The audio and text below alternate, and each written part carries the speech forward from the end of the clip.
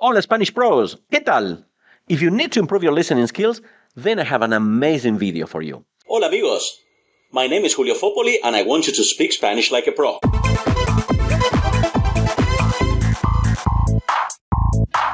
Before we start, if you haven't subscribed to this channel, please do it now. And don't forget to like the video too. That helps me rank better on YouTube and reach more people. Thank you so much. And by the way, don't forget to check my Patreon channel and my website, SpanishLikeAPro.com. All that info will be in the video description as well. When it comes to listening comprehension, acquiring new vocabulary is essential. The more vocabulary you know, the better it is. Of course, it's not always possible to learn and remember new words just from audio alone. And that's where reading comes in. The more you read, the more your vocabulary expands. You can't have enough vocabulary. There's always so much more to learn. In this video, I'll share with you a very powerful strategy to develop conversational vocabulary from a text while improving your listening skills in the process. Hagámoslo. Let's do it. And for this video, I chose a story that was originally written in English, Diary of a Wimpy Kid. But there's, of course, you have this same story in many different versions. And there's, of course, we're going to work on the one in Spanish, Diario de Greg, un renacuajo. You know, renacuajo is like a tadpole. And one of the reasons that I chose this material is because I found that the story itself is fun. It's a story originally meant for kids ages 10 to 12, probably a little bit older, middle school for the most part. But the vocabulary is really good. It's very conversational vocabulary that you can use no matter your age. All right, so it's not just for middle schoolers. It's really very, very good vocabulary. And at the same time, the story is very entertaining. So we're going to be working on that. Well, I'll choose just a little part of this. And then I'm going to give you a couple of strategies to expand your vocabulary like crazy while having fun. And at the same time, we're going to include listening comprehension. So this will include reading comprehension and listening comprehension as well. Let's do it. And the first thing we have to do when we have some authentic materials, materials not prepared for students but for native speakers, is actually to try to read and understand through context. You will find that there are a lot of phrases, a lot of words that probably you won't know. Don't worry about that. So we're going to start by reading this together and actually trying to guess the meaning through context. Septiembre, martes. En primer lugar, quiero dejar una cosa bien clara. Este no es el típico diario. Sencillamente, he decidido empezar a escribir mis memorias. Ya sé lo que pone en la tapa. Vamos a hacer esta parte. Let's begin with this. The first thing we are going to do is try to understand this in context, and we are going to do the literal translation. That is to say, word for word, okay, if we go over this, we'll try to see, well, what does it say, word for word? And then we're going to compare it to the English version. And one of the things you'll notice is that sometimes the translations are not exactly the same, but the idea is the same. So it's similar idea expressed differently. Sometimes the wording is a little bit different.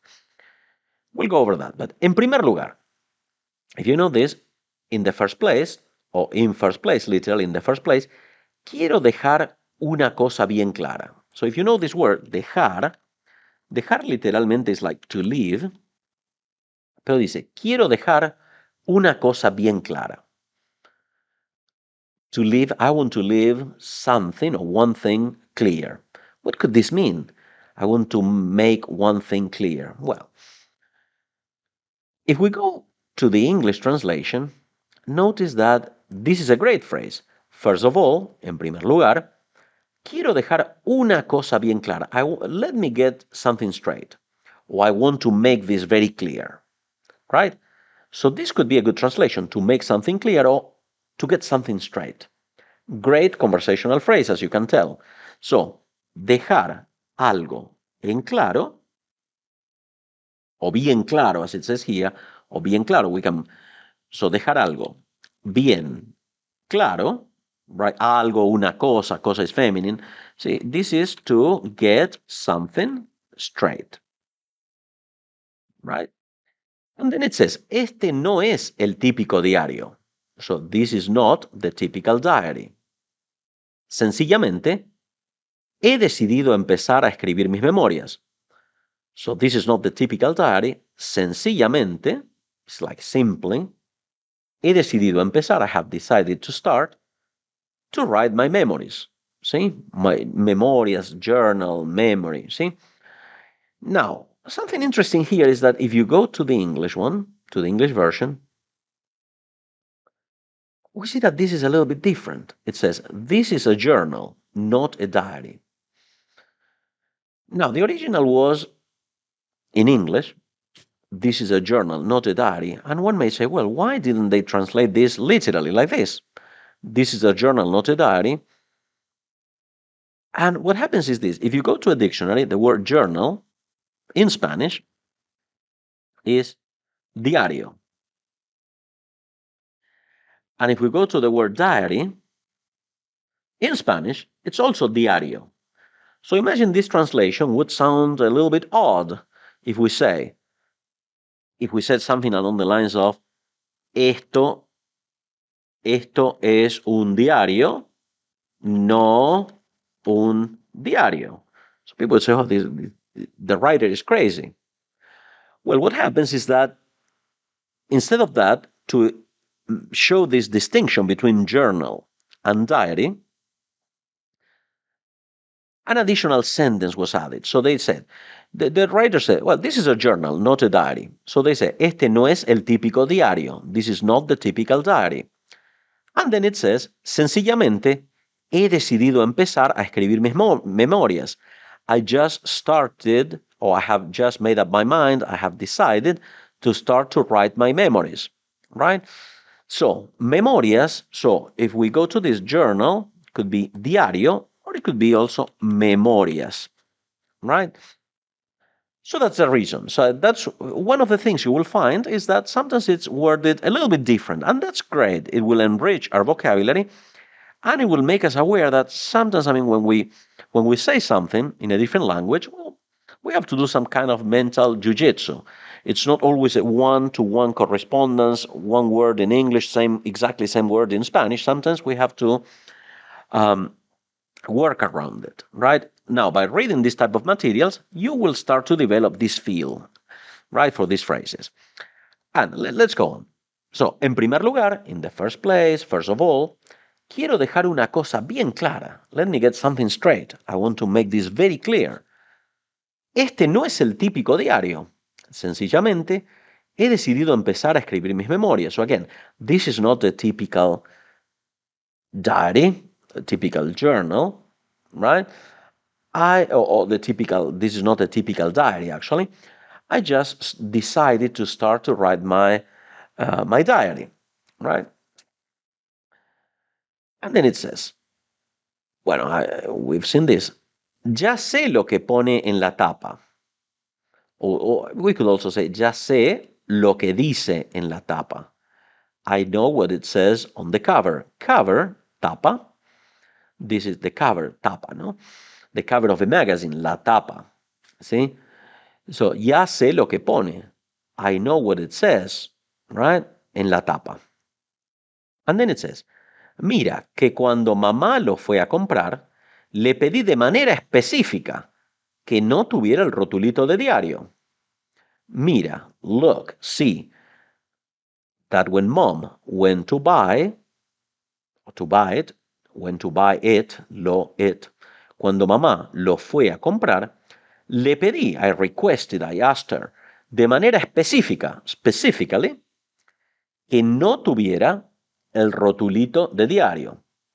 This word, rótulo, means label. When it says rotulito, usually this ending, ito, ita, rotulito, literally means like little label, right? If we go word for word, look, that when mom went to buy it, I asked her specifically, de manera específica. I could say específicamente or de manera específica. This is a good phrase. For example, if I want to say quickly, quick es rápido, so I could say rápidamente, quickly, but I could say de manera rápida.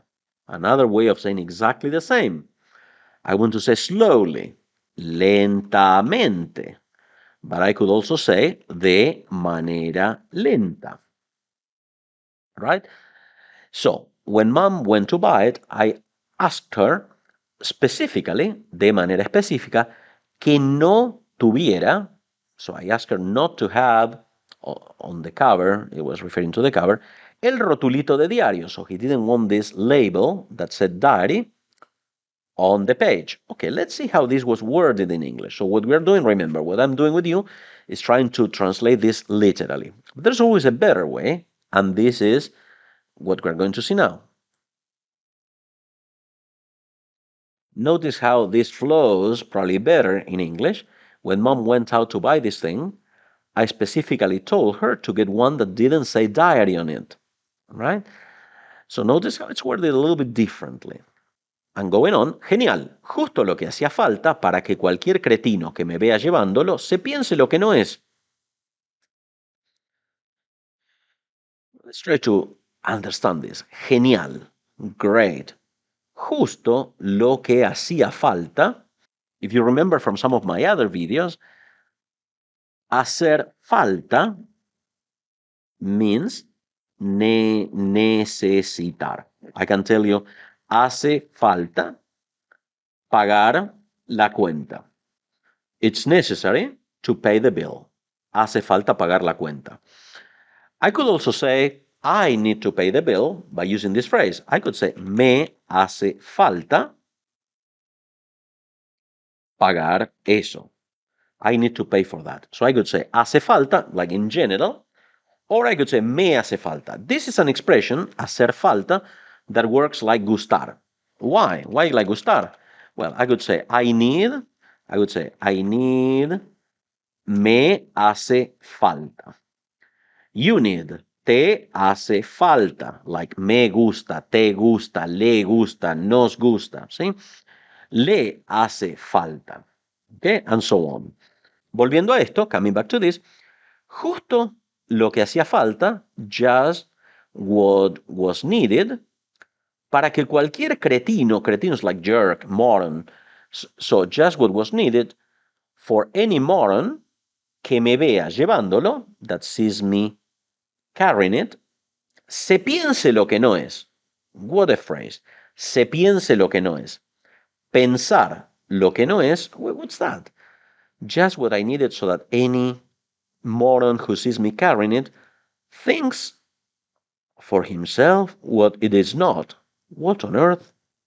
Well, but if we look at this, let's see the English, because this may happen.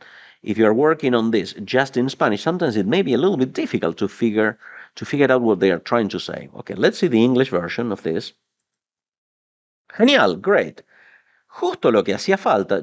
All I need, notice that how they say, all I need is for some jerk to catch me carrying this book and get the wrong idea. I love this. Se piense lo que no es.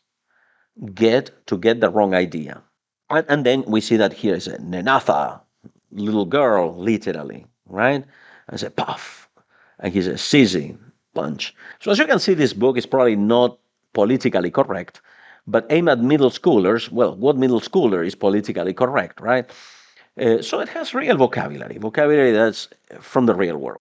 Let's actually go over this again. Take a moment to compare the English and the Spanish, and we're going to do the second thing. Is now we have an idea in English, in Spanish, and it's super important to select your phrases. To select a few phrases, you may have a lot of words that you don't know, but when it comes to this, less is more. We'll select some phrases, or I'll select some phrases. I'm doing this. I'll select the ones that I think that could be amazing to learn to use them correctly, and I think that these phrases will help you, but feel free to actually use your own. Okay, after all, this is about you. One phrase that I would personally select is en primer lugar. Maybe easy to understand when you see it, but as important as understanding it is using it. First of all, in the first place, en primer lugar.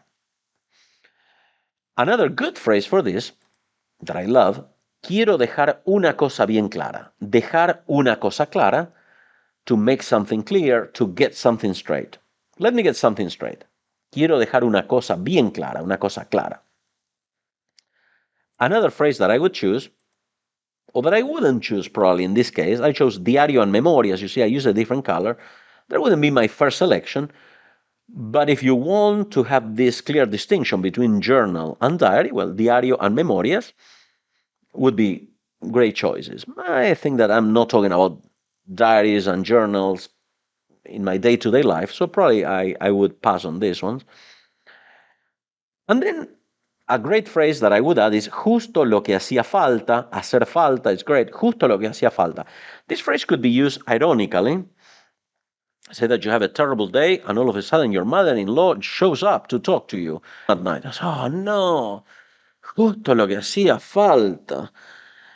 Oh, just what I needed, right? Justo lo que hacía falta. Of course, this could be used in a positive context as well. Context is everything. Oh, look at that, that's amazing, that's just what I needed. Eso es justo lo que hacía falta, o justo lo que me hacía falta. And then, justo lo que hacía falta para que cualquier cretino que me vea llevándolo se piense lo que no es. And I love this one, to get the wrong idea. Se in this case is more like emphatic, so you don't necessarily need to use this in the reflexive form. Se piense lo que no es. You could have said, cualquier cretino piense lo que no es. And that would be perfect to get the wrong idea. Now, the game plan. The first thing that you have to do if you want to work with materials like this is read the story in Spanish to understand it in context. It's always important to spend some time, even look up some words in the dictionary if you need, to try to understand it in context. Now, don't look up every single word. Just try to understand. Let the story guide you. Can you guess what's going on? Okay, don't look up the word. Okay, try to get it in context. Then, compare it to the English version. I'm talking about these situations, like in this case, that you have an English version and a Spanish version. This is ideal for that. Okay, so compare it to the English version. Okay, see the phrases. I mean, do they say exactly the same thing? Is it similar? Is it different? What are the nuances in the meaning? Okay, why would it be necessary to say it differently? Okay, so try to do that. Try to spend some time around the jiu-jitsu of the translation jiu-jitsu. The next thing is select up to 5 interesting words or phrases from the part you read. Remember, less is more. In the previous story, I personally chose 4 phrases, okay? Even if there's 20 words that you don't know, always select just 5, but those 5 phrases that you think, okay, I can use them in my next conversation, no doubt about it. Okay, so select 5, study the new vocabulary, study the phrases, and then listen to the audio like a maniac. Okay, like in this case, we have this audio from this kid, from this young man. Listen to it over and over again, first with the text, then without the text. Okay, that will help you consolidate all of this vocabulary, and then this is something that it will become second nature after a while. So do that a lot. And vocabulary. Use it or lose it. This is what happens with vocabulary. We need to have as much as possible, but as important as learning new vocabulary is also remembering it in order to use it. So that's the next thing. You can have a checklist with the new phrases and try to use them in your next conversation. If you have an opportunity to use this, that's great. If you don't have many opportunities to speak Spanish to other people, I really encourage you to check my Patreon page. We meet on Saturdays at 10 a.m. US Central Time. And actually, we have conversations with native speakers from different areas. Every single class, every single session, they are not classes really, we talk to, apart from myself, usually there are people from different areas, Mexico, Spain, well, many different countries, right? Last week we had someone from Costa Rica and Mexico, and this coming week we're going to have someone from Colombia. Anyway, so if finding people to speak Spanish is a problem for you, actually, you visit my website. The link is in the description below, and you can have an opportunity to use all of this vocabulary. Septiembre, martes. En primer lugar, quiero dejar una cosa bien clara. Este no es el típico diario. Sencillamente, he decidido empezar a escribir mis memorias. Ya sé lo que pone en la tapa. Mira que cuando mamá lo fue a comprar le pedí de manera específica que no tuviera el rotulito de diario. Genial, justo lo que hacía falta para que cualquier cretino que me vea llevándolo se piense lo que no es. ¡Nenaza! Puff. Bueno, amigos, I hope you have enjoyed this lesson that is a little bit different from the ones that I've been doing on listening comprehension. If you like this material and you would like me to create more like this, please don't forget to write down in the comment section below. Just tell me what you think, how you find these materials. And don't forget to check my website, SpanishLikeAPro.com, with tons of tips and ideas to improve your Spanish, in particular your listening comprehension skills. My name is Julio Foppoli, and remember, I want you to speak Spanish like a pro. Hasta pronto. Chao, chao.